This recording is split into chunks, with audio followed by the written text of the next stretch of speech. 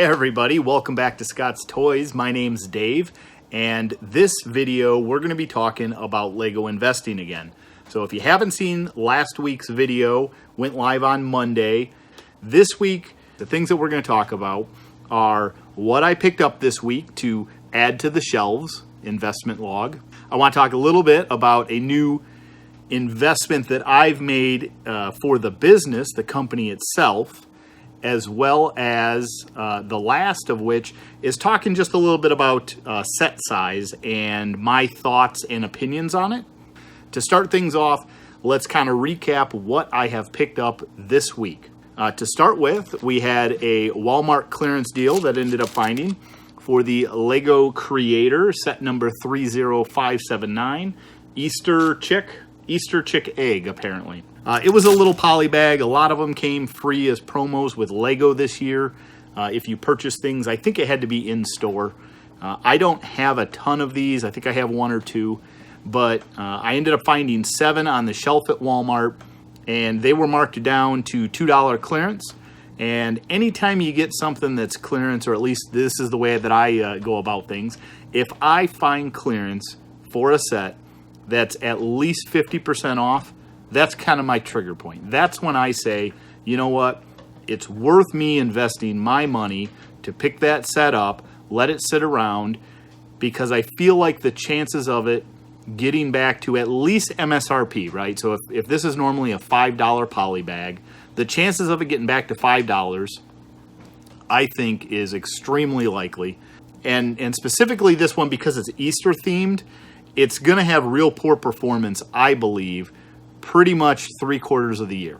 Around the Easter holiday, these will be good sets available to people who can't already buy them. So my hope, obviously, would be that I can get them up at around $6 or $8 a piece when I go to flip them next year.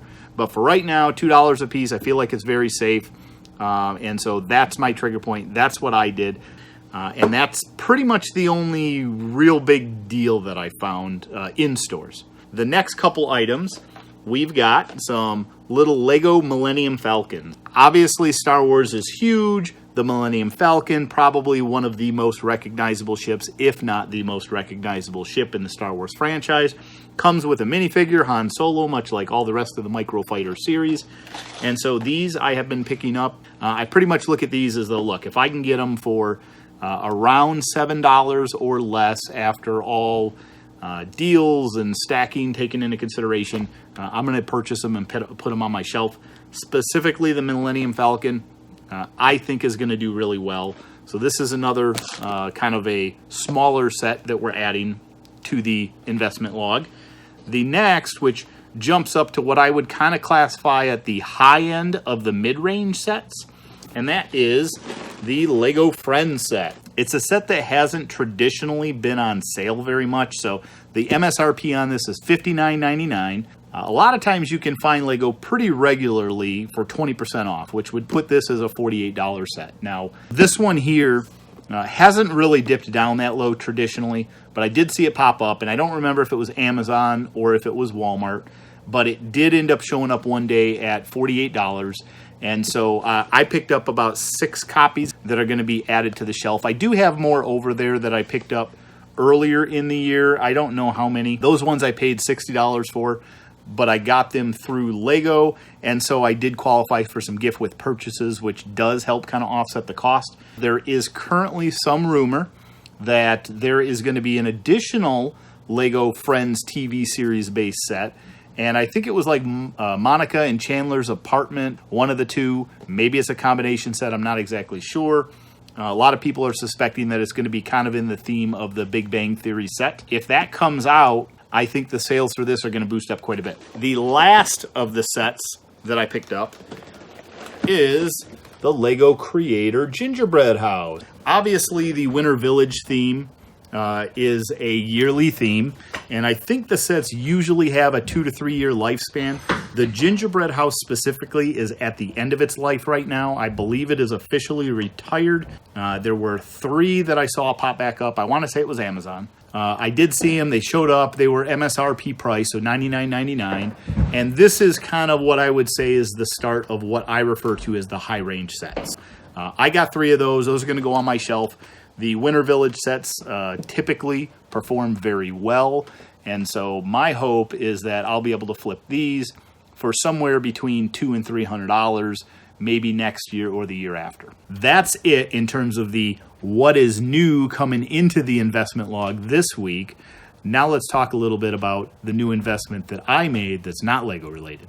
So this here is my new investment. It is a Rollo printer. I don't remember the exact model of it.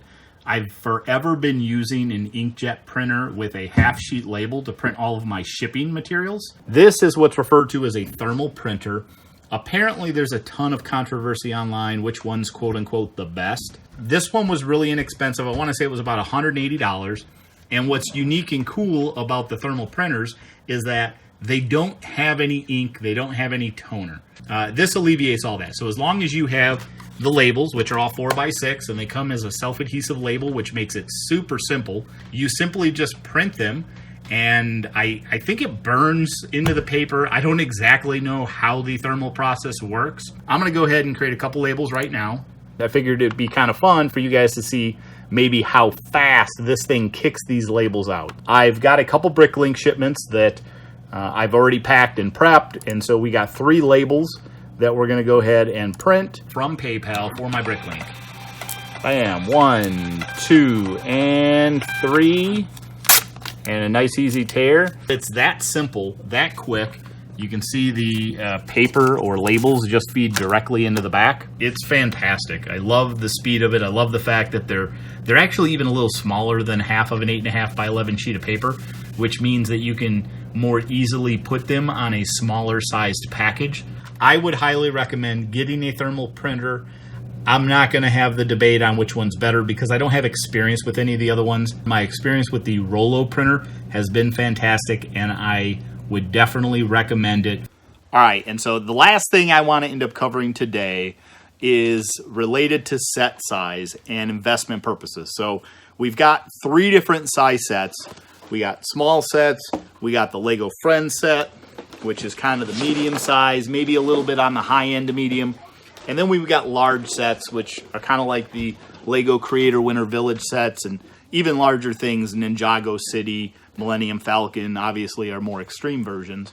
As it relates to Lego investing, I think there's a little bit of a sweet spot. These small sets do really well, especially when you end up getting these things on clearance.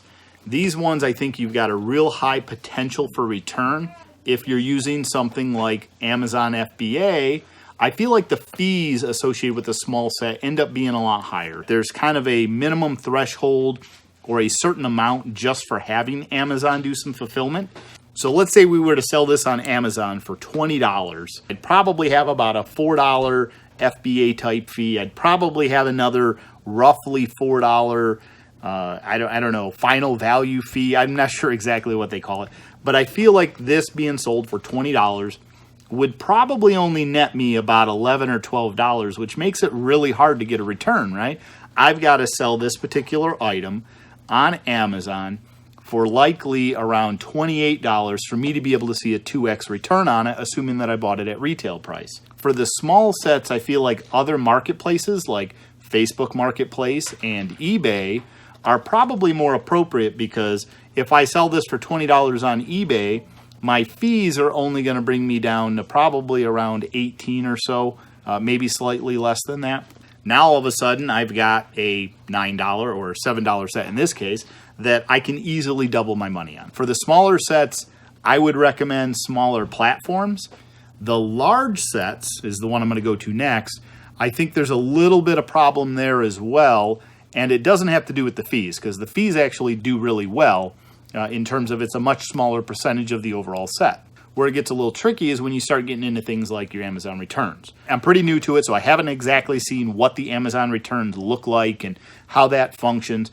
Amazon makes it easy to return things. If they do, in essence, you could be out the value of that product. And on a large set, that can dip into your profit very quickly, very easily. In addition, I think that people out there who are more likely trying to scam and abuse the system a little bit, they probably are doing that in a category that's the higher end sets as well, because it's worth them taking that risk that they're taking on. I've got some concerns over that.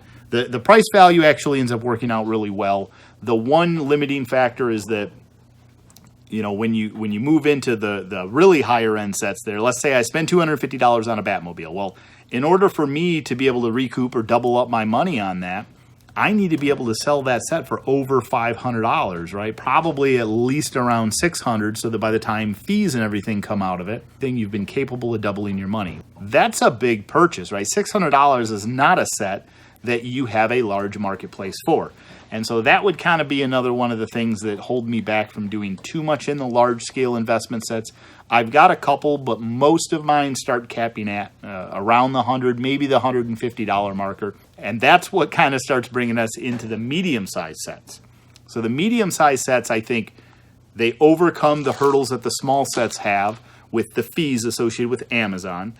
In addition, they're also a little lower under the radar, that should I lose one, either because shipment issue or customer return or whatever, it's not going to dip super heavily into my profits. I think I personally am going to do more investment in that medium range set. The low end's probably around $20 and the high end's getting up around that, probably $60, maybe $80, somewhere in that ballpark. Those are my thoughts. Hopefully you enjoyed. Let me know what you think, and if you dabble in Lego investing, let me know. Do you prefer small sets, medium sets, large sets?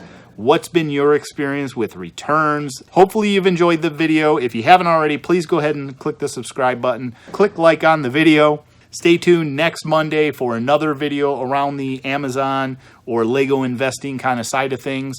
Thanks everyone for watching, and we'll see you next week. Bye.